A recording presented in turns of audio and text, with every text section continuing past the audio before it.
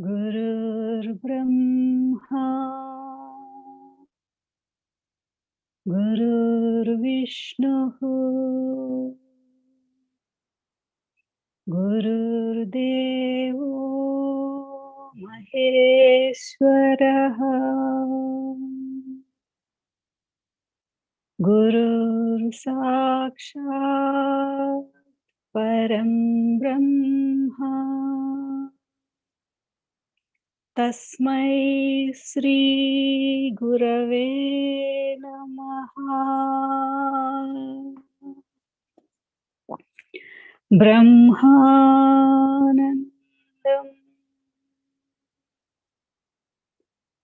परमसुखदं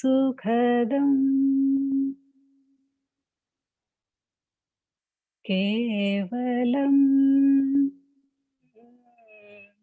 ज्ञानमूर्तिं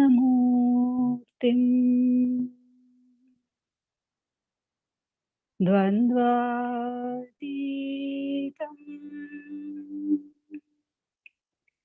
गगनसदृशं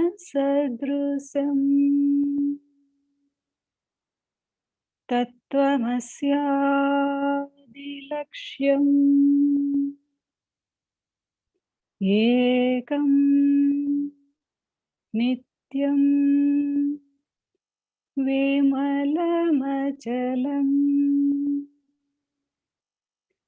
सर्वधी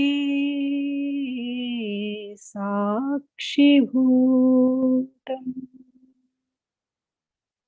भावातीतं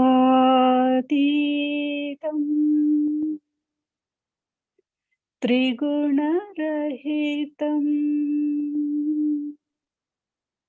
सद्गुरुं तं नमामि। ॐ नमो ब्रह्मादिभ्यो ब्रह्मविद्या सम्प्रदाय कर्तृभ्यो वंश ऋषिभ्यो महाभ्यो नमो गुरुभ्यः। सर्वोपप्लवरहित प्रज्ञानघन प्रत्यगर्थो ब्रह्मैवाहमस्मि। अहं पदार्थरहितः सदाशिवसमारभते श्रीमहाविष्णु सूर्य याज्ञवल्क्य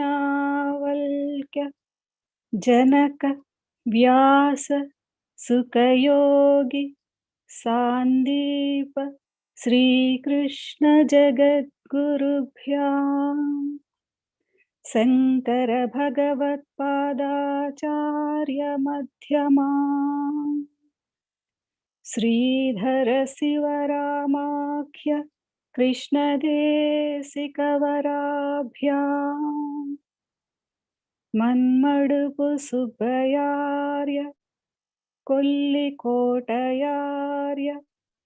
गुरुप्रसादारावार्य स्वामी निर्भयानन्दाख्य विद्यासागराभ्याम् अस्मदाचार्यपर्यन्तां वन्दे गुरुपरम्परा। ॐ सहनाववतु सहनौ भुनक्तु सह वीर्यं करवावहै तेजस्विनावधीतमस्तु मा विद्विषावहै। ॐ तत्सत्। ॐ शान्ति शान्ति शान्तिः। हरिः ॐ శ్రీగురుభ్యో నమః. హరిః ఓం. హరి ఓం అమ్మ, చదవండి. 53వ శ్లోకం అండి. శ్రీ గురో పాట చదవమ్మా. శ్రీ గురో స్క్రీన్ షేర్ చేయాలి.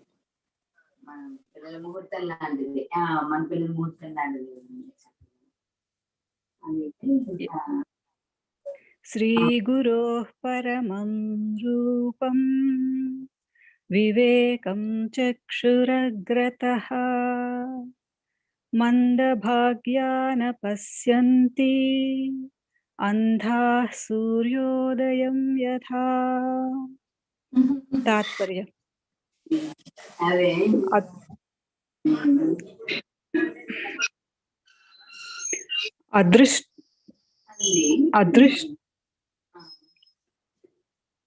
అదృష్టము లేనివారు సద్గురువు యొక్క శ్రేష్టమైన రూపమును, గ్రుడ్డివారు సూర్యోదయమును ఎదురుగా నిలిచి చూడలేనట్లా చూడలేరు. ఇందులో ఉన్నటువంటి రహస్యాన్ని తెలుసుకోవాల్సిన అంశం ఏంటంటే వివేక చక్షురగ్రత. అంటే సద్గురువుని ఆశ్రయించాలన్నా, దర్శించాలన్నా వివేక దృష్టితో మాత్రమే సాధ్యం అవుతుంది. ఎలాగా? ఒక ఉపమానం చెప్పాడు. ఒక పుట్టుకతోనే అంధత్వం కలిగినటువంటి వ్యక్తి సూర్యుడిని ఎదురుగా నిలిచి చూడాలని అనుకుంటే ఎలా సాధ్యపడదు, అలాగా సదసద్వివేకం కొరకు సద్గురువుని ఆశ్రయిస్తావు కాబట్టి ఆ సదసద్వివేకం దృష్ట్యా మాత్రమే సద్గురువుని గుర్తించడానికి వీలవుతుంది. కాబట్టి అది పొందడానికే నీకు సద్గురువు ఉపయోగపడతాడు. కాబట్టి అంతకు ముందు నీకు ఉండవలసినటువంటి అర్హత ఆత్మానాత్మ వివేకం, నిత్యానిత్య వివేకం. ఈ రెండు పూర్తయినటువంటి వాళ్ళు మాత్రమే సదసద్వివేకం అనే 3వ స్థాయికి రాగలుగుతారు. కాబట్టి తప్పక సద్గురువుని దర్శించాలి అంటే మనకి జ్ఞాన దృష్టి ఉండాలి.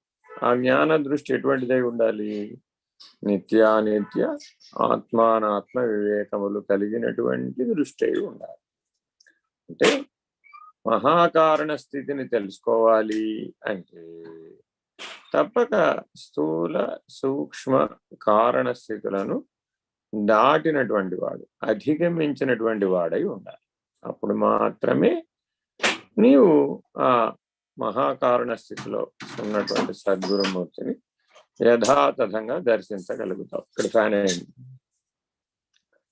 యథాతథంగా ఎప్పుడైతే దర్శిస్తావో ఆ దర్శన ప్రభావం చేత నీలో ఆ వివేకం కలుగుతుంది.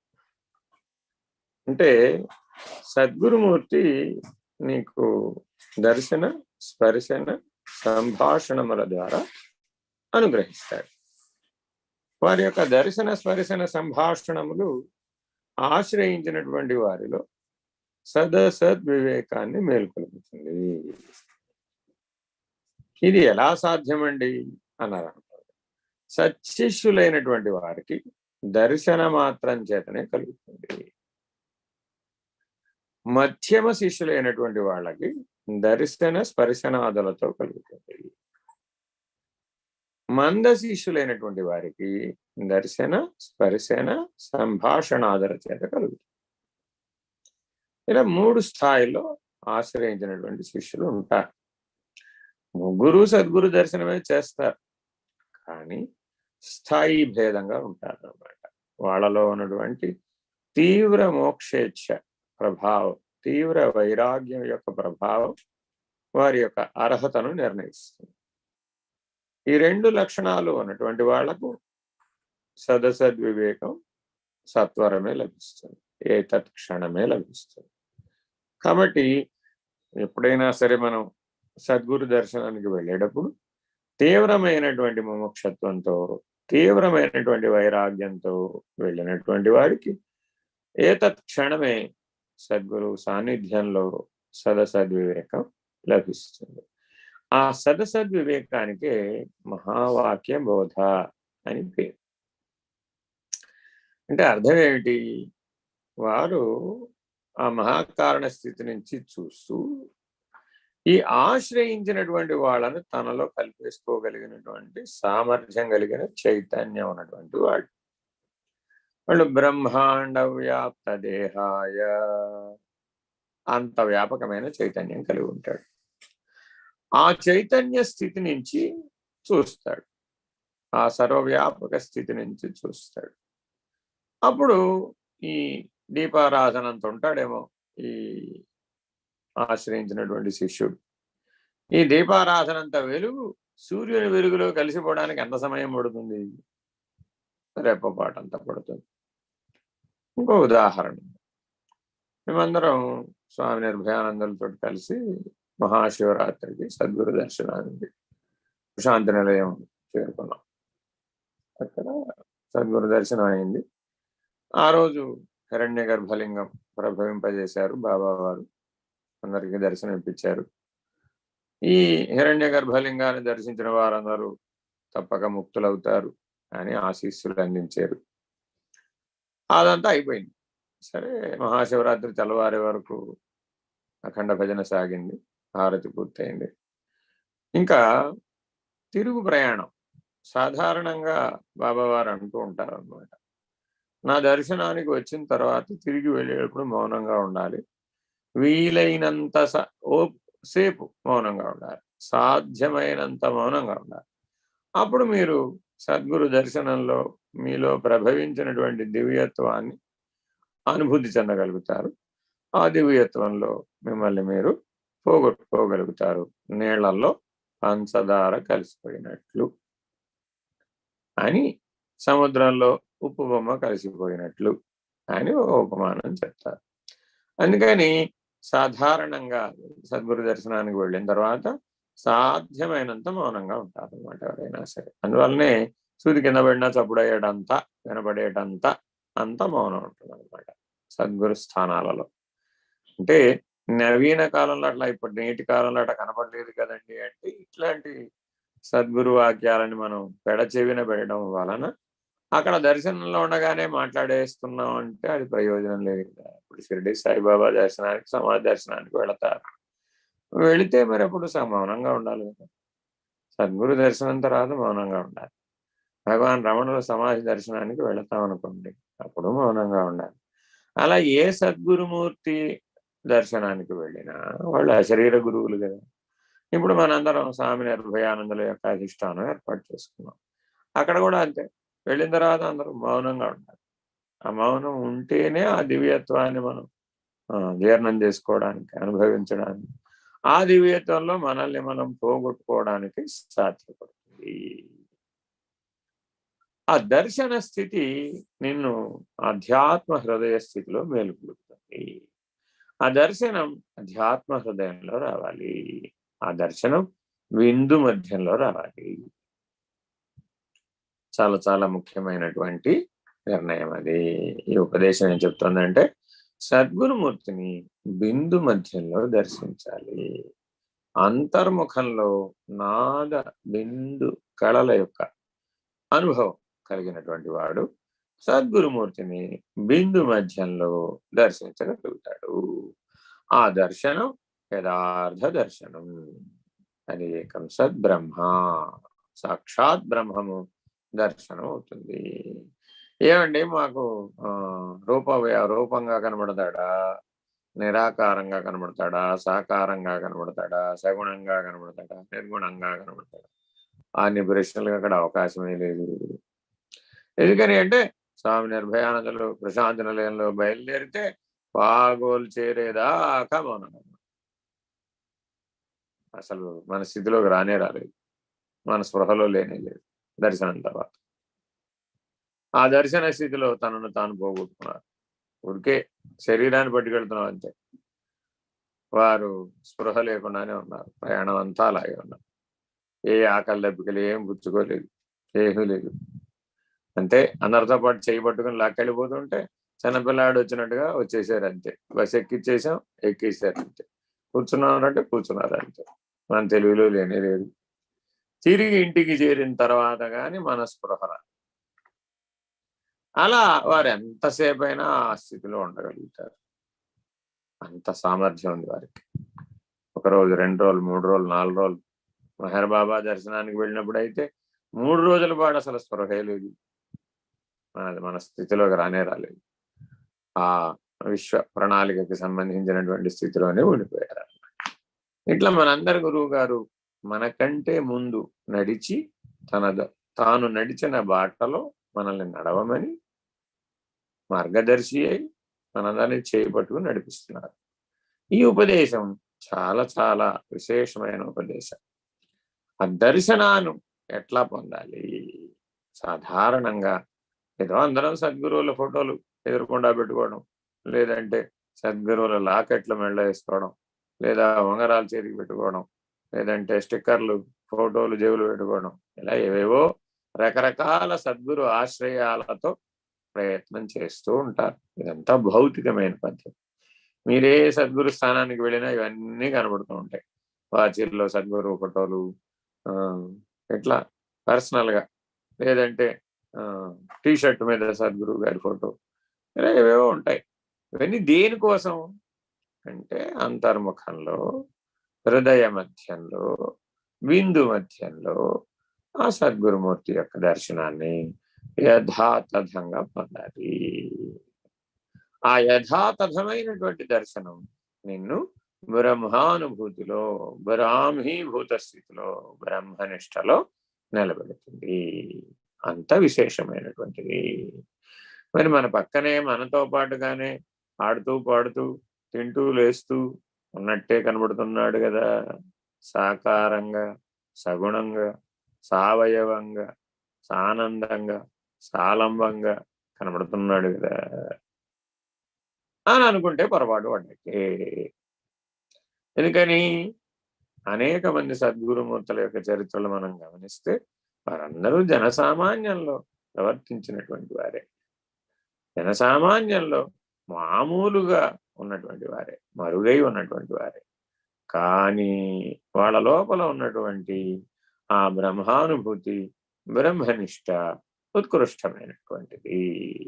కాబట్టి సద్గురుమూర్తి శ్రోత్రియం బ్రహ్మనిష్టంచ నిలువెత్తు సాక్షాత్కార రూపం. బ్రహ్మ సాక్షాత్కారం అంటే సద్గురుమూర్తిని యథాతథముగా బిందు మధ్యంలో ఎవరైతే దర్శిస్తారో వాళ్ళు పరమాత్మ దర్శనాన్ని పొందినటువంటి వాళ్ళు అవుతారు. ఒక్కసారి పరమాత్మ దర్శనం బిందు మధ్యంలో గనక జరిగితే ఇక పునః జన్మకు తిరిగి వచ్చేటటువంటి కర్మచక్రంలో పడడు. ఈ దర్శనంలోనూ గొప్ప విశేషం అది.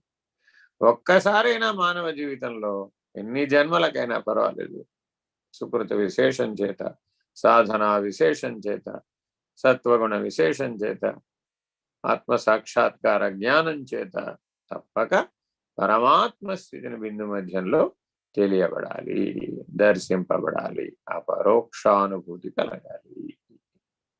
అలా ఎవరికైతే కలిగిందో ఆ మహత్ స్థితి, ఆ మహాకారణ స్థితి ఎప్పుడైతే కలిగిందో బిందు మధ్యంలో ఇక పునః కర్మచక్రంలో తిరిగి ప్రవేశించడు, సంగత్వంతో కలిసిపోడు. అలా జాగరూకుడై మానవుడు సద్గురువుని చైతన్యంతో ఆశ్రయించాలి. గురువుని చాలా రకాలుగా ఆశ్రయించవచ్చు. భౌతికంగా ఆశ్రయించవచ్చు, మానసికంగా ఆశ్రయించవచ్చు, హృదయంతో ఆశ్రయించవచ్చు, చైతన్యంతో కూడా ఆశ్రయించవచ్చు. చైతన్య స్థితిలో ఆశ్రయించినప్పుడు తత్వమసి మహావాక్యం యథాతథంగా అనుభూతం అవుతుంది. ఇది గుర్తుపెట్టుకో. హృదయంతో ఆశ్రయించినప్పుడు ప్రజ్ఞానం బ్రహ్మ, అంతటా ఆ సద్గురుమూర్తి యొక్క ప్రజ్ఞా విశేషం, ఆ పరమాత్మ యొక్క ప్రజ్ఞా విశేషం, ఆ ఈశ్వరుని యొక్క ప్రజ్ఞా విశేషం, శుద్ధ చైతన్య స్వరూపం యొక్క అనుభూతి కలుగుతూ ఉంటుంది. ఈశ్వరానుభూతి, ఈశ్వర దర్శనం కలుగుతూ ఉంటుంది. ఇంకా కనుక దిగిపోయాం అనుకోండి, మనసుతో అన్నాం అనుకోండి, అప్పుడు భగవంతుడు భక్తుడు అంత ఈశ్వరానుగ్రహం అండి, ఈశ్వరుని ప్రసాదం అండి, దైవ ప్రసాదం అండి అంటూ ఈశ్వరార్పణ బుద్ధితో కర్మ చేస్తూ ఉంటాడు. నిష్కామ కర్మ చేస్తూ ఉంటాడు. మానసిక ఆశ్రయం కలిగినటువంటి వాడు. భౌతిక ఆశ్రయమే ఉందనుకోండి, అప్పుడు చతుర్విధ శుశ్రూషలను భౌతిక పద్ధతిలోనే చేస్తాడు. కాబట్టి చతుర్విధ శుశ్రూషలను ఆంతరంగికంగా చేయాలి, అంతర్ముఖంలో చేయాలి అంటే భౌతికాశ్రయం, మానసికాశ్రయం, హృదయంగమమైనటువంటి ఆశ్రయము, చైతన్య స్థితిలో, చైతన్య స్వాధీనత కలిగిన స్థితిలో ఆశ్రయము. ఇది ఆఖరిదనమాట. ఒకసారి పరమాత్మతో పరమాత్మలు అభిన్నులు అనేటటువంటి తత్వమసి మహావాక్యం ద్వారా ఆయమాత్మ బ్రహ్మమని, సర్వం ఖలుదం బ్రహ్మం అనే నిర్ణయానికి వచ్చేస్తే ఇక మిగిలింది ఆఖరి మెట్టు చతుర్థ దివ్యయానం, కేవల జ్ఞాన పద్ధతి, కైవల్య మార్గం. ఆ చతుర్థ దివ్యయానంలో ప్రవేశించాలి అంటే ఈ తృతీయ దివ్యయానాన్ని పూర్తి చేయాలి. అవతార్ మెహర్ బాబా 4 దివ్యయానాలుగా ఈ పారమార్థిక జీవనాన్ని విభజించి చెప్తారనమాట. మనోపాధిగా పుట్టడం ద్వారా ఈ ఉపాధిని ధరించి నీవు భగవంతుణ్ణి ఆశ్రయించడం ద్వారా, మనోపాధిలో దైవ భక్తిని కలిగి ఉండటం ద్వారా, సాత్వికమైన జీవనం కలిగి ఉండటం ద్వారా ప్రథమ దివ్యయానాన్ని పూర్తి చేసేస్తావు. ఆ తదుపరి మనసుతో మానసికమైనటువంటి ఆశ్రయం, హృదయంతో కూడినటువంటి ఆశ్రయం భగవంతుడితో, సద్గురువుతో, అవతారుడితో పొందినట్లయితే అప్పుడు నువ్వు ద్వితీయ యానాన్ని పూర్తి చేస్తావు. చైతన్య స్వాధీనత ఏర్పడినప్పుడు తృతీయ దివ్యయానాన్ని పూర్తి చేసేస్తావు. చతుర్థ దివ్యయానంలో ఉన్నది పరబ్రహ్మమనే నిర్ణయంలో నిలకడ చెందుతావు. కాబట్టి ఈ దివ్యయానములన్నీ కూడా దర్శన మార్గములు. అందుకే షడ్ దర్శనాలని సనాతన ధర్మం అందించింది.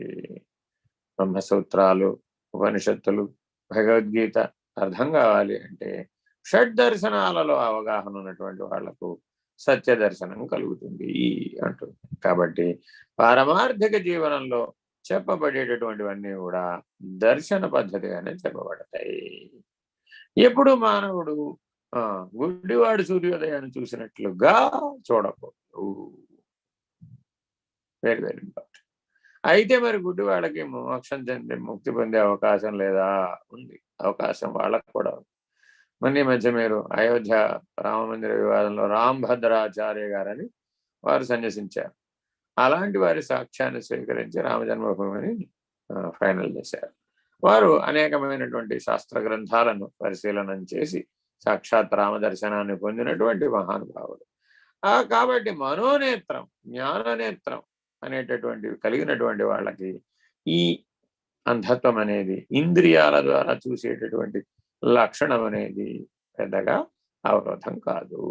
కాబట్టి తప్పక మానవుడు జ్ఞాన నేత్రాన్ని దదామి బుద్ధియోగం అన్నాడు పరమాత్మ. నన్ను ఆశ్రయించినటువంటి వాడికి నేను ఒక ఉపకారం చేస్తాను, దదామి బుద్ధియోగం. ఏమండి, నేను ఇంతకాలం మిమ్మల్ని హరే కృష్ణ హరే రామ హరే కృష్ణ అంటున్నాను కదా, నాకు మీ వల్ల ఏమైనా ప్రయోజనం ఉందా అని పరమాత్మని కానీ సద్గురువుని కానీ అడిగామనుకోండి, నాయన నీకు బుద్ధి వచ్చేడు చేస్తాను అంతే. అంటే బుద్ధి అంటూ వస్తే అర్థం ఏంటి? బుద్ధిని ఆత్మస్థితిలో నిలబెట్టుకోగలిగేటటువంటి బుద్ధి యోగాన్ని ఇస్తాడు. Very very important. అది బుద్ధి రావడం అంటారు. మామూలుగా ఈ బుద్ధి కర్మానుసారిని, త్రిగుణాత్మకమైనటువంటి కర్మను అనుసరించి పనిచేసే బుద్ధిని పరమాత్మ యొక్క అనుగ్రహం ద్వారా, సద్గురువు యొక్క అనుగ్రహం ద్వారా బుద్ధిని ఆత్మస్థితిలో లయం చేసి సద్వివేకాన్ని పొందాలి.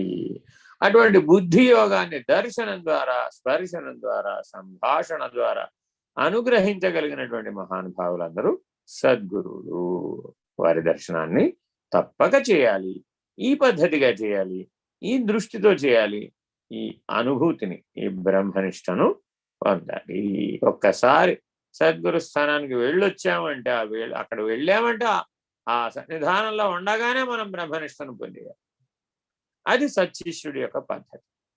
అలా చేసేటటువంటి వాళ్ళకి మాత్రమే ఆ జన్మలో అది ఉపయోగపడుతుంది. ఇంటికి వచ్చిన తర్వాత అవన్నీ నెమరు వేద్దాం, ఎప్పుడో చూద్దాం, అవకాశం ఉన్నప్పుడు మరలా తిరగేద్దాం సందర్భం వచ్చినప్పుడు ఆలోచిద్దాం అనుకున్నాడు అనుకోండి, అవన్నీ మాసిపోతాయి.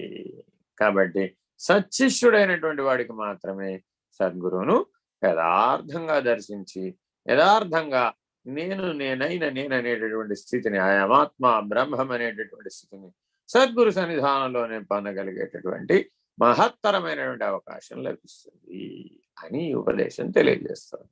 చదవండి. కులానాం కులకోటీనాం తారకస్తత్ర తక్షణాత్ అతస్తం సద్గురు జ్ఞాత్వా త్రికాలమభివాదయేత్. తాత్పర్యం: తన సన్నిధానమునందున్న వారిని, తన కులజులను, ఇతర వంశజులను, శరణు పొందిన సమస్త ప్రాణికోటులను గురువు తరింపచేయుచున్నాడు కనుక అటువంటి సద్గురువును తెలుసుకొని త్రికాలములయందు నమస్కరించవలయును. జాగ్రత్తగా ఆలోచించాలి. ఇక్కడ కులానా అంటే ఇక్కడ వాచ్యార్థంగా రాశారు. ఇది తన కులం వాళ్ళని, తన గోత్రం వాళ్ళని, ఇతర కులాల వాళ్ళని అనే దృష్టితో చెప్పలేదు. ఇది కౌళిని, కులయోగిని అనే దృష్టితో చెప్పారు. శ్రీ విద్యా రహస్యం ఇమిడి ఉంది. తారకస్తత్ర తక్షణ, వెరీ వెరీ ఇంపార్టెంట్. కౌళ మార్గం అని శ్రీ విద్యా విభాగంలో ఒక విభాగం ఉంది. అంటే కుండలిని ఉద్ధరణ జరిగినటువంటి మార్గాన్ని కౌళ మార్గం అని అంటారు. అంటే షట్చక్రాలను బాగా తెలుసుకొని షట్చక్ర భేదనం చేసేటటువంటి విద్య శ్రీ విద్య. ఆ షట్చక్రాలను దాటి 7వ చక్రమైనటువంటి సహస్రార బిందు మధ్యంలో నిలకడ చెందడానికి చేసే ప్రయత్నమే శ్రీ విద్య. దానికి కుల మార్గము అని పేరు. అంటే సుషుమ్నా నాడి మీద జరిగే ప్రాణాన్ని ఏ మార్గంలో జరుగుతుందో ఆ మార్గానికి కులము, కౌళము అని పేరు. తద్వారా ఆ ముఖ్య ప్రాణాన్ని కులకోటినాం అనేక రకాలైన 72,000 నాడుల ద్వారా ఆ ముఖ్య ప్రాణ ప్రవాహమే మన శరీరం అంతా వ్యాపిస్తుంది. ఇది శరీరం వరకు లెక్కేస్తే. ఇక బ్రహ్మాండానికి లెక్క వేస్తే సూర్యుడు, చంద్రుడు, అగ్ని ప్రకాశించడానికి ఏ ఆదిశక్తి యొక్క ప్రభావం ముఖ్యమైనదో ఆ ఆదిశక్తే ఆ మూడింటిలో మండలత్రయంలో ప్రకాశంగా ప్రకాశిస్తున్నది. నక్షత్రాలలో ప్రకాశం ఆ ఆదిశక్తియే. సర్వవ్యాపక ప్రకాశం అంతా ఆదిశక్తియే. దానికి కౌళము అని పేరు. కాబట్టి దహర విద్య అంటారు. బ్రహ్మాండానికి చెప్పినప్పుడు దాన్ని దహర విద్య అంటారు. అదే ఒక వ్యక్తి ఉపాసకుడుగా చేశాడు అనుకోండి, అప్పుడు హాది విద్య అంటారు, లేదా హృదయ విద్య అంటారు. అంటే పంచదశి మహామంత్రంలో హకారంతో సంపుటీకరణ చేసేటటువంటి విధానాన్ని ఉపాసనలో చెప్తారు. అదే శక్తి కోసం సంపుటీకరిస్తే కకారంతో సంపుటీకరిస్తారు. ఇలా అనేక రకాలైనటువంటి మంత్రయోగాలు కూడా భారతదేశంలో అందుబాటులో ఉన్నాయి. తారకస్తత్ర తక్షణాత్, వెరీ వెరీ ఇంపార్టెంట్. ఇదే ఇప్పుడు ఇందాక ఉపదేశంలో కూడా చెప్పింది. ఎవరైతే ఆ జ్ఞాచక్రాన్ని దాటి సహస్రారానికి చేరుకున్నటువంటి వాడు ఉంటాడు, వాడు సద్గురు దర్శనం చేస్తే తారకస్తత్ర తక్షణాత్. ఆజ్ఞాచక్రం నుంచి భూమా వరకు మధ్యలో ఉన్నటువంటిది 12 అంగుళాలు.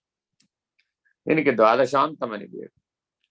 ఈ 12 అంగుళాల ప్రయాణం 12 సంవత్సరాలు పడుతుంది. Very very important.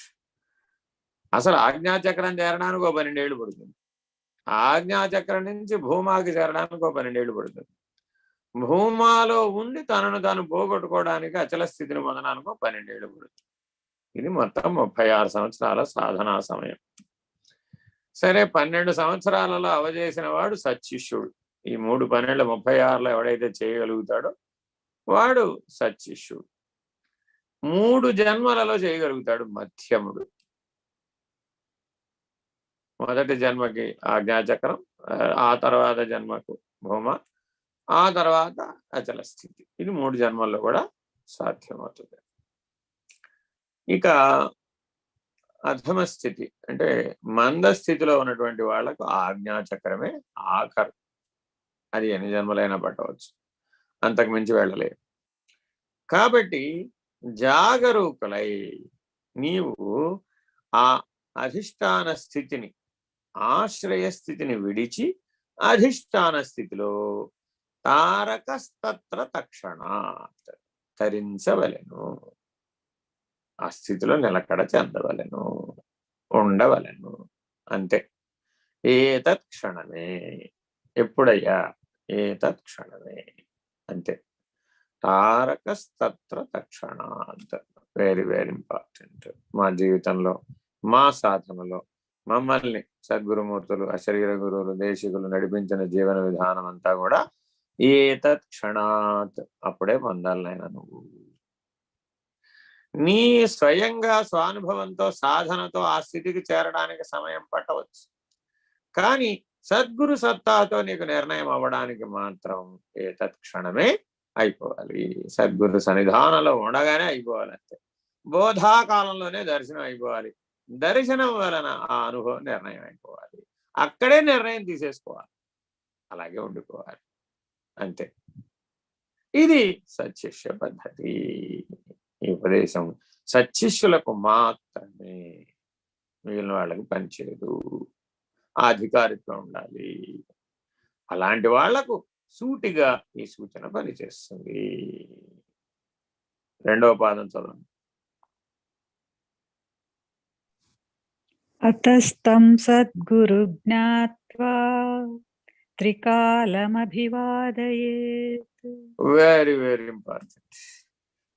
ఏతత్ క్షణమే ఆ నిర్ణయాన్ని పొందిన తర్వాత ఎప్పుడు ఆ సత్శిష్యుడు అతస్థం అటువంటి వాడు సద్గురు జ్ఞాత్వ ఆ సద్గురు దర్శనాన్ని పొందిన, బిందు మధ్యంలో పొందినటువంటి వాడు త్రికాలం అభివాదం చేస్తూనే ఉంటాడట. మన వాళ్ళందరూ అంటుంటారు, ఏమండి సంధ్యోపాసన మమ్మల్ని ఇన్ని కష్టాలు పెట్టి ప్రభాత సంధ్య చేయండి, మధ్యాహ్న సంధ్య చేయండి, సాయం సంధ్య చేయండి, 3 సార్లు చేయండి, వీలైతే 4వ సారి కూడా చేయండి అంటుంటారు. ఏమిటండి అంత టైం ఉండద్దు మాకు, అసలే మేము వెరీ బిజీ అంటూ ఉంటారు. త్రికాలం అభివాదయ్యే. అక్కడ పుట్టిందట త్రిసంధ్యావందనం. ఎందుకు? వేదం చదువుకున్నటువంటి వాడు 3 కాలములలో సంధ్యావందనం చెయ్యాలి. ఆ సూర్యుడు సద్గురుమూర్తి, ఆయన ప్రత్యక్ష నారాయణుడు. ఆ నారాయణ సందర్శనాన్ని పొందాడు. ఆయన 3 కాలములలో అభివాదం చెయ్యాలి. ఏమిటి అభివాదం? నాయన నేను లేను అని తనను తాను పోగొట్టుకోవటం. అందరూ కాళ్ళ మీద పడ్డానికి పోటీ పడుతూ ఉంటారు సద్గురువు దగ్గర. మనం ప్రశాంత నిలయంలో చూస్తే బాబావారి వీడియోలు, ఆ లైన్లో కూర్చున్న వాళ్ళందరూ వెనక కూర్చున్న వాళ్ళు ముందున్న వాళ్ళ మీద నుంచి, ముందున్న వాళ్ళు వెనక కూర్చున్న వాళ్ళ మీద, అటు నుంచి వెళ్తే ఇటు, ఇటు నుంచి వెళ్తే అటు, బాబా గారు ఎటు వెళ్తే అటు ఆ కాళ్ళ మీద పడిపోయి పాద దర్శనం తీసుకోవడానికి, పాద నమస్కారం తీసుకోవడానికి బోల్డ్ ప్రయత్నాలు చేస్తూ ఉంటారు. అలాగే మనందరి గురువు గారు స్వామి నిర్భయానందుల దగ్గర కూడా అందరూ వెళ్ళి కాళ్ళ మీద పడడానికి, నమస్కారం చేసుకోవడానికి అనేక సందర్భాల్లో ప్రయత్నం చేస్తే మరి ఏమంటుంటారు? అయ్యా ఇవి సత్యమైన నమస్కారాలైనా దొంగ నమస్కారాలా అంటారు. అంటే అర్థం ఏమిటి? త్రికాలం అభివాదయే. చైతన్య స్థితిలో నీకు నాకు భేదం లేదు. ఆ స్థితిలో ఉండడం అభివాదం. ఒక తల్లి ఒక పిల్లవాడిని చూసింది. ఇప్పుడు 15 ఏళ్ల తర్వాత, ఏడో పోయాడు దేశాంతరం, 15 ఏళ్ల తర్వాత వచ్చాడు. ఎలా చూస్తుంది ఆ పిల్లవాడిని? ఆ పిల్లవాడు తల్లిని ఎలా చూస్తాడు? సవ్యమైన తల్లి, సవ్యమైనటువంటి కొడుకు, అంతేగాని అపసవ్యాల గురించి మాట్లాడాలి. ఆ సవ్యమైనటువంటి స్థితిలో ఆ చూసినప్పుడు ఆ పిల్లవాడిని తనలో భాగంగా తల్లి చూస్తుంది. ఆ పిల్లవాడు తనలో భాగంగా తల్లిని చూస్తాడు. ఇద్దరి మధ్య అభేదం కలుగుతుంది. ఎంతసేపట్లో కలిగింది? ఏ తత్క్షణమే, చూడగానే. అలా కలుగుతుందట సద్గురువుకి సత్శిష్యుడికి మధ్య. అంతే. అలా ఎవరికైతే కలుగుతుందో అతడు త్రికాలములందు సద్గురు యందు లయమైపోయే ఉంటాడు, వేరుగా ఉండడు. అతనికి భిన్నము అనేటటువంటి దృష్టి కలగదు. మళ్ళా మీ గురువు గారు వేరే, మా గురువు గారు వేరే, మీ పాఠం గురువు గారు వేరే, మా పాఠం గురువు గారు వేరే, మీ సిద్ధాంతం వేరే, మా సిద్ధాంతం వేరే, మీ రాద్ధాంతం వేరే, మా రాద్ధాంతం వేరే, మీ పీఠం వేరే, మా పీఠం వేరే. ఈ నానా గోళలు అక్కడ ఏం కనబడదు. ఎందుకని? త్రికాలం అభివాదయే.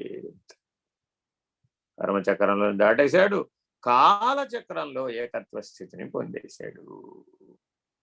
గతం లేదు, భవిష్యత్తు లేదు, వర్తమానం కూడా లేదు. కాలత్రయం అనే త్రిపుటిని దాటేశాడు. ఎప్పుడు సద్గురువునందు ఐక్యతా సిద్ధిని కలిగి ఉన్నాడు. ఆ త్రికాలం అనే అభివాదం ద్వారా.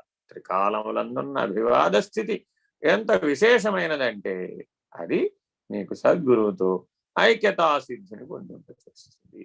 దానికి అర్హత బ్రహ్మనిష్ట. మాకు మహావాక్యాలు పూర్తయిపోయినాయండి అన్న వాళ్ళందరికీ కూడా బ్రహ్మనిష్ట ఉండాలి, తుర్యనిష్ట ఉండాలి. వాళ్ళ లక్ష్యం సద్గురువుతో సద్గురువు యొక్క చైతన్య స్థితిలో అభేద స్థితిని పొందటం. అది త్రయం. త్రయం అంటే అర్థం ఏంటయ్యా బాబు అంటే, నాయన అవన్నది బయలంటున్నావు కదా, లేనిది ఎదుకంటున్నావు కదా, దానివల్ల ప్రభావం నీకేమవ్వాలి అంటే నువ్వు లేకుండా పోవాలి. నువ్వు లేకుండా పోతే ఎల్లప్పుడూ ఉన్నది సద్గురువే కదా, ఎల్లప్పుడూ ఉన్నది సర్వేశ్వరుడే కదా, ఎల్లప్పుడూ ఉన్నది పరమే కదా, ఎల్లప్పుడూ ఉన్నది పరబ్రహ్మమే కదా. అసలు జీవుడని, ప్రపంచమని, ఈశ్వరుడని, ఆత్మని, బ్రహ్మని సాధనాభేదంతో, స్థితి భేదంతో చెప్పబడే సమస్తము కూడా ఆ కేవల పరబ్రహ్మ వస్తువుగా పరిణామం చెందిపోతుంది. అటువంటి త్రికాల అభివాదం ఉత్తమమైనటువంటి కైంకర్యం. సచ్చిష్యుడు మాత్రమే చేయగలిగినటువంటి కైంకర్యం. దానికి ఆత్మశుశ్రూష అని పేరు. అంటే తాను ఆత్మస్వరూపుడుగా కూడా మిగిలి లేడిగా. నేను ఆత్మ అంటానికి మళ్ళీ వేరే చైతన్యం లేదు అక్కడ. ఉన్నదంతా ఒకే శుద్ధ చైతన్యం, ఉన్నదంతా ఒకే పరబ్రహ్మ, కేవల పరబ్రహ్మ. ఆ కైవల్య స్థితికి సిద్ధపడిపోతాడు, ఆ కేవల జ్ఞాన పద్ధతికి సిద్ధపడిపోతాడు, కేవలాత్మగా ఉండిపోతాడు. ఈ ప్రత్యక్ పరమాత్మలు అభిన్నులైనటువంటి నిర్ణయం ద్వారా, సత్శిష్య సద్గురు అభేద నిర్ణయం ద్వారా కేవల జ్ఞాన పద్ధతిగా, కేవలాత్మగా నిర్ణయం అవుతుంది. అలాంటి వాడు మాత్రమే ఆ స్థితిలో సర్వకాలములందు, ప్రభాత సంధ్యకైనా అలాగే ఉంటాడు, మాధ్యాహ్నిక సంధ్యకైనా అలాగే ఉంటాడు, ప్రదోష సంధ్యకైనా అలాగే ఉంటాడు, సూర్య సంధ్యకైనా అదే ఉంటాడు. ఇంకే మార్పు రాదు, పరిణామం లేదు, సాధన లేదిక, ఇంద్రియాలు లేవిక, విషయాలు లేవిక, త్రిపుటి లేదిక, ద్విపుటి కూడా లేనిదయ్యేటటువంటి పరిణామంలో విశ్వవ్యాపకంగా కాలచక్ర మధ్యస్థానంలో కదలకుండా ఉండేటటువంటి స్థితికి చేరుకునే ప్రయత్నం చేస్తూ ఉంటాడు. అదేంటండి, ఏ సాధన లేదన్నారు, ఎలా ప్రయత్నం చేస్తాడు? ఇంద్రియాలు లేవన్నారు, ఎలా ప్రయత్నం చేస్తాడు? విషయాలు లేవన్నారు, ఎలా ప్రయత్నం చేస్తాడు? ప్రపంచం లేదన్నారు, ఎలా ప్రయత్నం చేస్తాడు?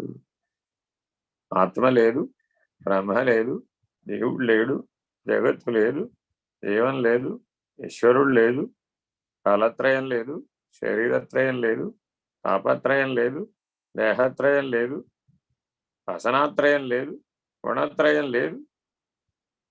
అన్నిటికీ లేదు లేదే ఆన్సరు. తిండి లేదు, నెయ్యి లేదు, వెన్న లేదు, పెరుగు లేదు, మజ్జిగ లేదు, పాలు లేవు, నీళ్లు లేవు. నీళ్లు ఉంటేనే కదా అవన్నీ వచ్చినాయి. ఆ నీళ్ల నుంచి వచ్చిన వాటన్నింటినీ కొట్టేస్తూ పోయాం. చిట్ట చివరికి దేని కొట్టేసాం? నీళ్ళని కూడా కొట్టేసాం. లేదా మరేముందయ్యా? ఉన్నదేదో ఉన్నది, ఉన్నది ఉన్నట్లుగా ఉన్నది. ఇది కేవల జ్ఞాన పద్ధతి. కాబట్టి కేవల జ్ఞాన పద్ధతి అందరికీ సాధ్యపడదు. ఎవరైతే పరబ్రహ్మం అనే నిర్ణయాన్ని సద్గురువుతో అభేద నిర్ణయం ద్వారా పొందుతారో వాళ్ళు మాత్రమే ఆ మార్గంలో ఉండగలుగుతారు. Very very important. అలా ఉండాలి. ఆ సద్గురువుతో అభేద నిర్ణయమైనటువంటి స్థితిలో ఉండాలి. సర్వకాల సర్వావస్థలలో ఉండాలి. మీరు ఎప్పుడైనా సరే ఏ సద్గురువు దగ్గరికైనా వెళ్ళండి, ఆ సద్గురువుతో అభేద స్థితిని పొందినటువంటి వాడు మాత్రమే ఆ జన్మలో తప్పక కైవల్య స్థితికి చేరుతాడు. ఆ సచ్చిష్య సద్గురు అభేద నిర్ణయమే కైవల్యాశ్రమం. Very very important. కాబట్టి మనం అందరం ఆ కైవల్యాశ్రమంలో స్వీకారం చేయాలి అంటే, ఆ కైవల్యాశ్రమ స్వీకారం చేయాలి అంటే తప్పక సాధించవలసినటువంటి లక్ష్యం సద్గురువుతో అభేద స్థితిని పొందాలి. మాత్రమే అది సాధ్యం. అక్కడ కాలత్రయం లేదు. అప్పుడు మాత్రమే సంకల్పం సంకల్పాతీతం, శూన్యం శూన్యాతీతం, కాలం కాలాతీతం అనేటటువంటివి కాలచక్రం దాటేటప్పుడు నిర్ణయం అవుతాయి. వాటికే పరము పరాత్పరము అని పేర్లు పెడతాము. వేదాంత విచారణ మార్గంలో విచారణా శైలిని బట్టి, విచారణా విధానాన్ని బట్టి, సిద్ధాంత స్థితి భేదాలను బట్టి అనేక పేర్లను సామాన్యంగా సమాంతరంగా చెప్తూ ఉంటాం. అవన్నీ సమాంతరంగా. ఒకటి తెలిస్తే నువ్వు రెండోది తెలిసిపోతుంది. ఒకటి అనుభవం అయితే రెండోది అనుభవం అయిపోతుంది. ఒకటి నిర్ణయం అయితే రెండోది నిర్ణయం. కానీ అవి సాపేక్షం కావు, అన్ని నిరపేక్షములు. కాబట్టి ముందుగా అపేక్ష పోగొట్టుకోవాలి. Very very important. అందుకని త్రిపుటి దాటే లోపలే అన్ని అపేక్షలు రాలిపోతాయి. అలా రాలిపోవాలి కూడా. ఏం కావాలి నీకు అని అడుగున అడుగుతూ ఉంటారు దేవతలంతా. ఏం కావాలి నీకు అని ప్రకృతి అడుగుతూ ఉంటుంది అడుగున. ఏం కావాలి నీకు అని సకల దేవతా సమూహం, శక్తి సమూహం అంతా నిన్ను అనుగ్రహిస్తూ ఉంటారు. అడగకుండానే అనుగ్రహిస్తూ ఉంటారు. ఇది కావాలి నాకు అన్నాం అనుకోండి, వెరీ గుడ్ అంటాడు. అంతే. ఏమన్నాడు, నేను ఆ ప్రపంచంలో ప్రవేశపెట్టాను. ఇంకా ఆ ప్రపంచంలో వ్యవహరిస్తూ ఉంటాడు. అంతే. ఇంకా దాంట్లో తిరిగిపోతూ ఉంటాడు. అంతే. మళ్ళీ ఎప్పటికో నాయనో నేను దారి తప్పిపోయాను రా బాబో, ఈ కైవల్య మార్గం ఎటో పోయింది, ఆ గురువు గారు ఎటో పోయాడు, ఆయన చెప్పినంతా ఎటో పోయింది అని తిరిగి వస్తున్నాను. అప్పుడు మళ్ళా బాధించబడతాడు దాని చేత. అప్పుడు ఆ బాధించబడినప్పుడు అది బాధ కారణం అవుతుంది. ఏదైతే ఆనంద కారణంగా జీవిస్తున్నాడో, ఏ వ్యవహారం అయితే ఆనంద కారణంగా జీవిస్తున్నాడో ఆ వ్యవహారమే బాధ కారణంగా బాధపడుతుంది. తీవ్రమైన బాధపడేటప్పుడు అయ్యో నేను ఏమైనా సరే ఇందులోంచి బయటపడిపోవాలి అని దాంట్లోంచి తీవ్ర ప్రయత్నం చేసి పునః సద్గురు ఆశ్రయాన్ని పొంది బయటపడతాడు. ఇట్లా అనేకమైనటువంటి మజిలీలు ఈ మధ్యలో ఉంటాయి. సప్తజ్ఞాన భూమికలన్నీ మజిలీలే. ఆ జాగ్రత్తగా ఆ దాటాలన్నమాట. లక్ష్యంలో నుంచి పక్కకి పోకూడదు. అలాగా ఎవరైతే కైవల్యాశ్రమ స్వీకారం, తురియాశ్రమ స్వీకారం వరకు పరిణామం జాగ్రత్తగా చెందమని త్రికాలములందు సద్గురువుని విడవకుండా ఉండాలి అనే ఉపదేశాన్ని చేస్తున్నారు. తర్వాత చదువు. దేవకిన్నర గంధర్వాః పితృయక్షాస్తు తుంబురుః మునయోపి న జానంతి గురు శుశ్రూషణే విధిం.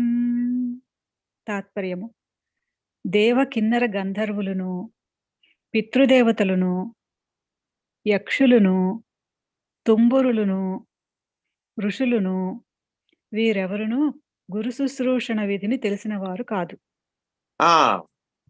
ఇప్పుడు చెప్పిందే. వీళ్ళందరూ మనకి కనబడతారు అన్నమాట. దేవతలు, కిన్నెరలు, కింపురుషులు, గంధర్వులు, పితృదేవతలు, యక్షులు, తుంబురులు, ఋషి సమూహాలు, ఋషి సంఘాలు, వీళ్ళంతా కనబడతారు మనకి దారిలో. వీళ్ళంతా కనబడి అనేక రకాల సహాయాలు చేస్తారు. ఏమిటయ్యా వాళ్ళు చేసే సహాయం? సమిష్ట్యానుభవాన్ని ఇస్తారు. వాళ్ళు సమిష్ట్యానుభవం ద్వారా మనల్ని తరింపజేస్తారు. వీళ్ళ సహాయం లేకపోతే సమిష్ట్యానుభవం పొందలేం. అంతర్ముఖ ప్రయాణం చేసే వాళ్ళందరికీ వీళ్ళందరూ కనబడతారు. మనం రామకృష్ణ బోధామృతం కనుక సరిగా అధ్యయనం చేస్తే అందులో పరమహంస అంటారన్నమాట. ముందుగా బాలగోపాల దర్శనం అంటారు. చిన్న పిల్లవాడు, 1 సంవత్సరం వయసు ఉన్నటువంటి బాలగోపాలుడు అటు ఇటు పరిగెడుతూ ఉంటాడట ఇంట్లో. ఎప్పుడు పరిగెడుతూ కనబడతాడు అంతే. ఆ పిల్లవాడు అటు పరిగెట్ట ఇటు వాడి వెంట నువ్వు తిరుగుతూ ఉంటాడు అంతే. అంతే, అలా జరిగిపోతున్నాడు కొంతకాలం. ఎప్పటికో తెలుస్తుందట నీకు, ఓహో మళ్ళా నేను ఎక్కడో దారి తప్పిపోయాను రా బాబోయ్. అది తెలియజేస్తారట వాళ్ళే. ఆ అనుభవం వచ్చిన తర్వాత తెలియజేస్తారు. అనుభవం రావాలిగా మరి. తర్వాత అండి నారద మహర్షి దర్శనం అంటారు. అంటే బాలగోపాలుడి తర్వాత నారద మహర్షి దర్శనం. మరి అనేక మంది భక్తులందరికీ కూడా నారద మహర్షి యొక్క దర్శనం ద్వారా ధరించినటువంటి వాళ్ళు చాలా మంది ఉన్నారు కదా. త్యాగయ్య, అన్నమయ్య, కలికాలంలో కూడా బోడు మంది ఉన్నారు. వీళ్ళందరికీ నారద మహర్షే గురువు. పాటలు పాడే వాళ్ళందరికీ నారద మహర్షే గురువు. సరే, ఇంకా అవతలకి వెళ్ళామనుకోండి, గాంధర్వులు, కిన్నెరలు, కిం పురుషులు, శ్రీ విద్యా ఉపాసకులకైతే అసలు లెక్కే లేదు. వాళ్ళకి బోల్డ్ మంది కనబడతారు. అసలు వాళ్ళు చేయలేనటువంటి సిద్ధి ప్రకృతిలో లేనే లేదనమాట. ప్రాణాలు పొయ్యగలరు, ప్రాణాలు తీయగలరు, ఒకేసారి ఒకడిని అందలో ఎక్కించగలరు, ఒకేసారి పైన ఉన్నవాడిని కింద పడవేయగలరు. ఇలాగా ప్రకృతిలో ఈ అశరీర పద్ధతిగా ఉన్నటువంటి వీళ్ళందరూ అశరీరులే. వీళ్ళకెవరికి శరీరం ఉండదు. సూక్ష్మ శరీర ప్రయాణం జరుగుతున్నంత కాలం వీళ్ళు ప్రభావితం అవుతుంటారు. ఎందుకని వీళ్ళకి గురు శుశ్రూష తెలియదు అన్నాడు అంటే, పైనుంచి వరుస క్రమంలో చెప్పుకొస్తున్న విధానంలో చెప్తున్నాడు. అంటే కైవల్యాశ్రమ స్వీకారం చేసే లక్ష్యం వీళ్ళకు ఉండదు. కేవల జ్ఞానాన్ని పొందాలి, జన్మరాహిత్యాన్ని పొందాలి అనేటటువంటి పరాత్పర పరబ్రహ్మాన్ని తెలుసుకోవాలి, పరబ్రహ్మాన్ని నిర్ణయంగా పొందాలి అనేటటువంటి లక్ష్యం లేకుండా వీళ్ళందరూ ప్రకృతి యొక్క ప్రణాళికలో పనిచేస్తూ ఉంటారు. 64,000 మంది యోగిని దేవతలు ఉన్నారు అమ్మవారి అధీనంలో. వాళ్ళందరినీ నీకు పంపిస్తారు. బోల్డ్ మంది వస్తారు. అంటే వచ్చేస్తారు, అంతే. అంటే పనిచేస్తారు. చెయ్యి అని, అది కావాలి వెంటనే అయిపోతుంది అంతే. నీ శక్తి కూడా, దివ్యత్వం కూడా అలాగే ఖర్చు అయిపోతుంది. ఒక పక్కేమో దివ్యత్వాన్ని సముపార్జించడానికి శతజన్మార్జితంగా ప్రయత్నం చేస్తుంటాడు. 100 జన్మల నుంచి ప్రయత్నం చేస్తూ ఉంటాడు. చేసి చేసి చేసి చేసి చేసి ఏదో నది అడ్డం వస్తుంది. అది అడ్డం వస్తే 10 రూపాయలు ఇచ్చి దాటొచ్చు కదా అవతలకి. లోపల ఉన్నటువంటి శక్తి మేల్కొలుపుతుంది. నేను తలుచుకుంటే ఆకాశ గమనం చేయలేనా అనుకుంటాడు అని సంకల్పిస్తాడు. యువతల ఒడ్డు మీద ఎగిరి అవతల ఒడ్డు మీద దిగుతాడు. అయిపోయింది. 10 జన్మల పుణ్యం ఖర్చు అయిపోయింది. 10 రూపాయలు ఇచ్చి ఆ పడవలో దాటడం ఉత్తమమైనటువంటి పద్ధత, వివేకవంతమైన పద్ధత. 10 జన్మల పుణ్యాన్ని నది దాటడానికి ఆకాశంలో ఎగరడం సరైన పద్ధత అని వివేచించమంటున్నాడు. గురువు ఎప్పుడు ఇట్లా మేలుకొలుపుతూ ఉంటాడు అన్నమాట. నాయనా, నీకున్నటువంటి దివ్యత్వాన్ని ఇలా ఖర్చు పెట్టమాక. ఎందుకని పరమాత్మ భగవద్గీతలో అంటాడు, వేదేషు యజ్ఞేషు తపస్సు చైవ కార్యేషు యత్పుణ్య ఫలం ప్రదిష్టౌ అద్యేతి తత్సర్వమిదం విదిత్వా యోగి పరం స్థానముపైతి చాద్యౌ అని. ఆయన వేదాలు చదువుకోవడం ద్వారా, సూక్తాలు చదువుకోవడం ద్వారా, అభిషేక అర్చనాదుల ద్వారా, యజ్ఞ యాగాది క్రతువుల ద్వారా, సత్కర్మానుష్ఠానం ద్వారా, సదాచారం ద్వారా, ధర్మనిష్ట ద్వారా నువ్వు ఏ పుణ్యాన్నైతే సముపార్జించుకుంటున్నావో ఆ పుణ్యం మొత్తాన్ని పరమాత్మ యొక్క దర్శనానికి, పరబ్రహ్మమనే నిర్ణయాన్ని పొందడానికి మాత్రమే ఉపయోగించినటువంటి యోగి తప్పక నన్నే పొందగలుగుతాడు. తప్పక పరబ్రహ్మమనే తెలుసుకోవాలి. వీటన్నిటికీ ఒకే ఒక లక్ష్యం ఉంది, ఏకభక్తి, ఏకలక్ష్యం, ఏకేశ్వరోపాసన, ఇంక వేరే ఏం లేవు. కాబట్టి జాగరూకులై మీ సాధనానుభవ ప్రయాణంలో ఎంతమంది గురువులు సశరీరంగా అశరీరంగా కనపడ్డారు, ఎంతమంది ఋషులు సశరీరంగా అశరీరంగా కనపడ్డారు.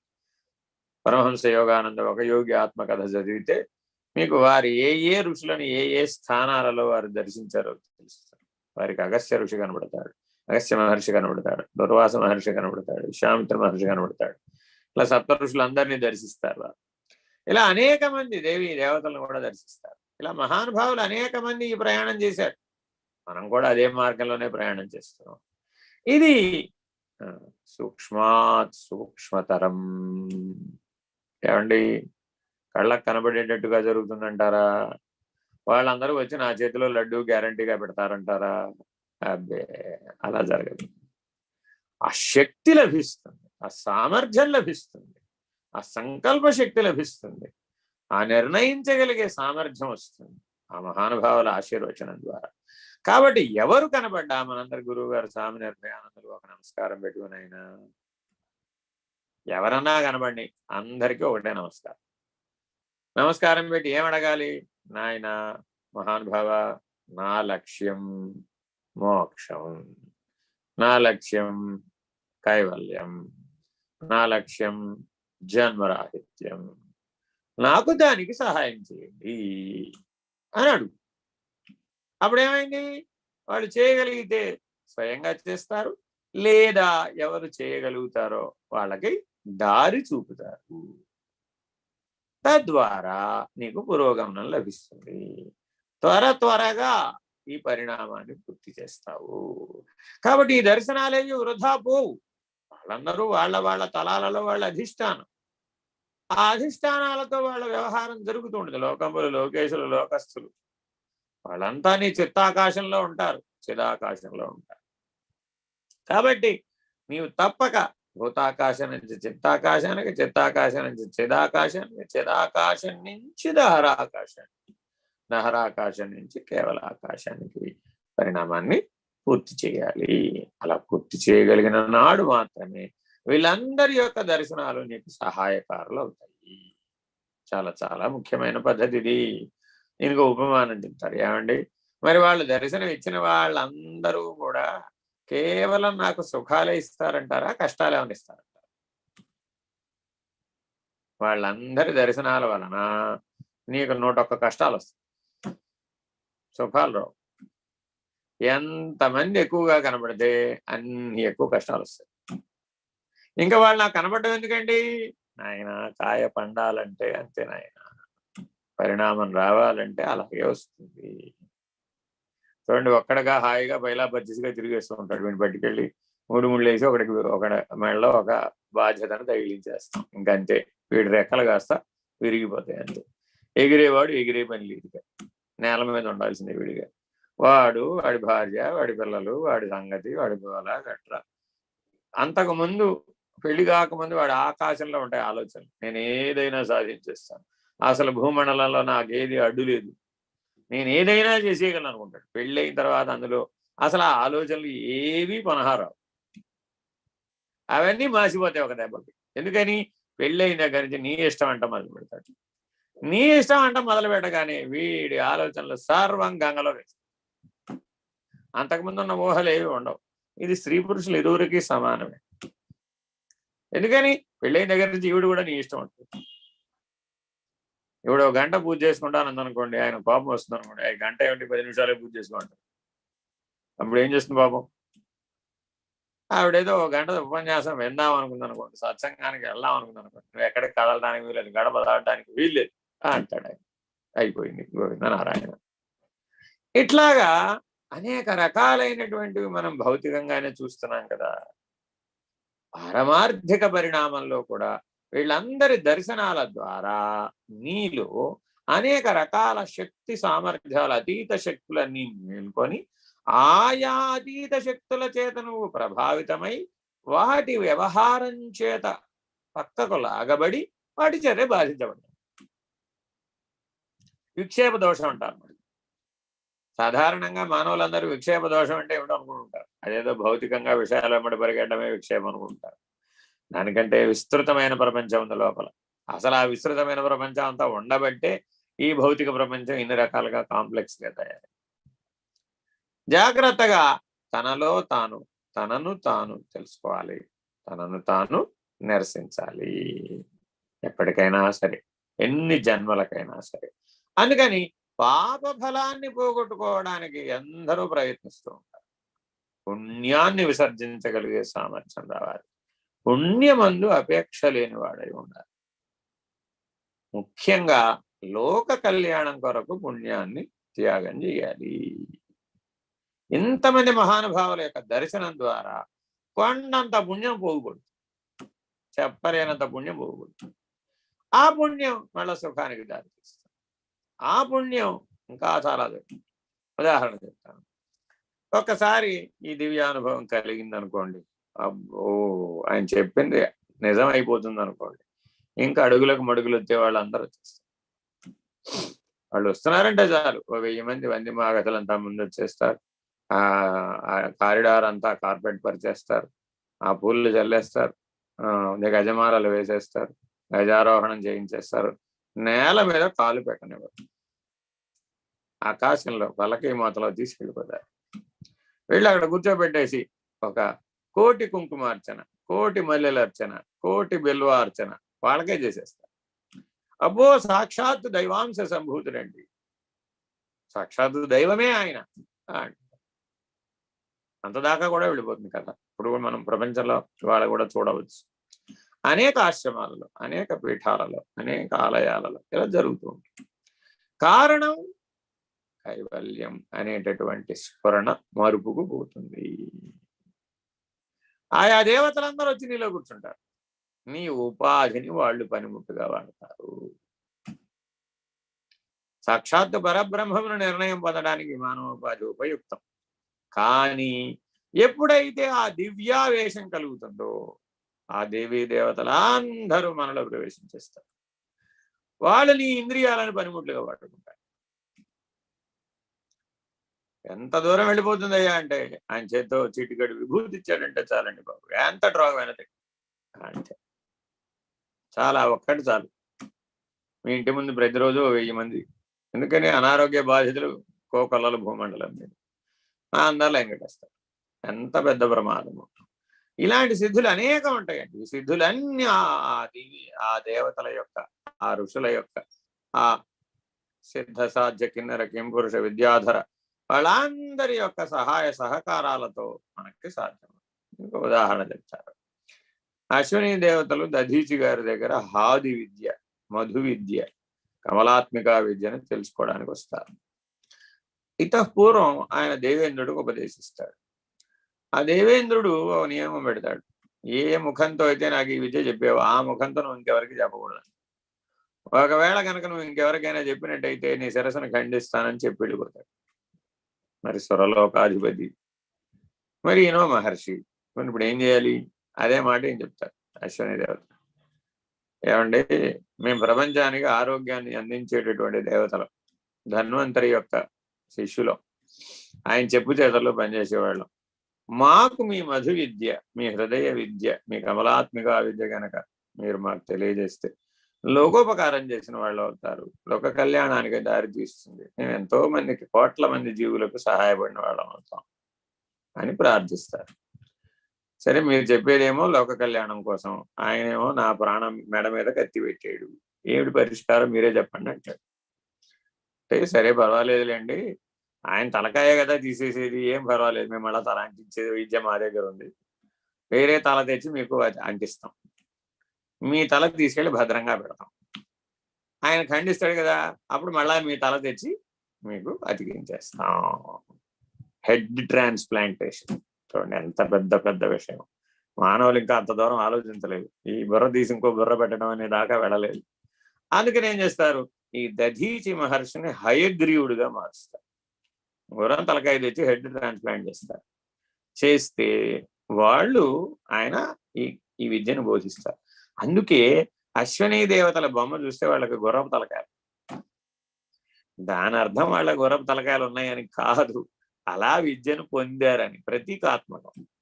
తెలుసుకోవాలనుకున్నాను. చాలా విశేషాలు ఉంటాయి దేవతా రూపాలను మనకు అందించడంలో, వెనుక అంతరార్థం ఉంటుంది అన్నమాట.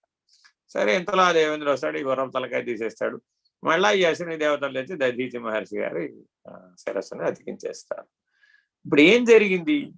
ఇప్పుడు ఆ దధీచి మహర్షి అమ్మవారిని ఆరాధన చేశాడు. దశమహావిద్యలలో చిట్ట చివరి కమలాత్మికను ఆరాధన చేశాడు. ఎంతటి స్థాయిని పొందాడయ్యా అంటే మృత్యుంజయత్వాన్ని పొందేశాడు. కమలాత్మిక ఆరాధన ద్వారా మృత్యుంజయ సిద్ధి కలుగుతుంది. ఇదే అన్నిటికంటే ఉత్తమమైన సిద్ధి. ఈ మృత్యుంజయ సిద్ధిని ఉపదేశించాడు.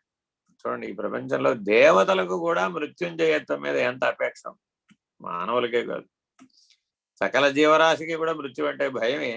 ఆఖరికి ఆ దేవతలకు కూడా ఏదో రకంగా లయకారకుడి చేతులు పడిపోకుండా తప్పించుకోవాలనేటటువంటి అపేక్ష. కాబట్టి ఏ శరీరంలో ఉన్నవారైనా సరే, ఏ లోకంలో ఉన్నవారైనా సరే, ఏ లోకస్తులైనా సరే, ఏ లోకేశ్వరులైనా సరే కాలచక్రంలో నిహతులవుతారు. కాలంలో లేకుండా పోతారు, లయించిపోతారు. ఎప్పటికీ చిరకాలం ఉండిపోవాలనే అపేక్ష అన్ని స్థాయిల్లో వాళ్ళకు ఉంటుంది. చిరంజీవులైపోవాలని, చిరకాలము జన్మరాహిత్య స్థితిని చేరాలని, ఎప్పటికైనా కైవల్య స్థితిని చేరాలని మానవౌఘము, సిద్ధౌఘము, దేవౌఘము ప్రయత్నం చేస్తూ ఉంటుంది. వీళ్ళందరికీ లక్ష్యం కైవల్యమే. అది గురు శుశ్రూష ద్వారా మాత్రమే సాధ్యమవుతుంది. గురు శిష్య అభేద నిర్ణయం ద్వారా మాత్రమే సాధ్యమవుతుంది. అదే చిట్ట చివరి కైంకర్యం. ఈ స్థితిని తప్పక అందరూ గురు అనుగ్రహంతో సంపాదించాలని ఆశీర్వదిస్తూ ఆకాంక్షిస్తూ హరి ఓం. శ్రీ గురుభ్యో నమః. హరి ఓం. హరి ఓం. దేశికేంద్రాయ నమః. శ్రీమత్ పరశివరూప గురో కామిత శోషిత లోక గురో విబుధా ప్రార్థిత లోక గురో అముద మదాంత సుదీప గురో కలిపాదిత సంత్రార్థ గురో స్థాపిత షణ్మత సార గురో స్థాపవముని వంద్య గురో శ్రద్ధాధ్యక్షర శాంత గురో కరుణాసాగర పరమ గురో నిరుపమ మహిమా నిలయ గురో జయ జయ పరశివలోక గురో జయ శుభ శంకర రూప గురో భవహర పరశివ భువన గురో జయ శుభ మంగళ జగద్గురో జయ జయ జయ జయ గురు ప్రసాద గురో జయ శుభ మంగళ లోక గురో జయ జయ జయ జయ నిర్భయానంద గురో జయ శుభ మంగళ జగద్గురో జయ శుభ మంగళ జగద్గురో జయ శుభ మంగళ జగద్గురో.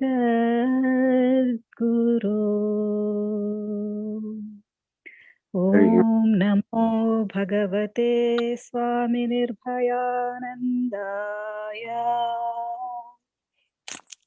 ఓం పూర్ణమదః పూర్ణమిదం పూర్ణాత్ పూర్ణముదచ్యతే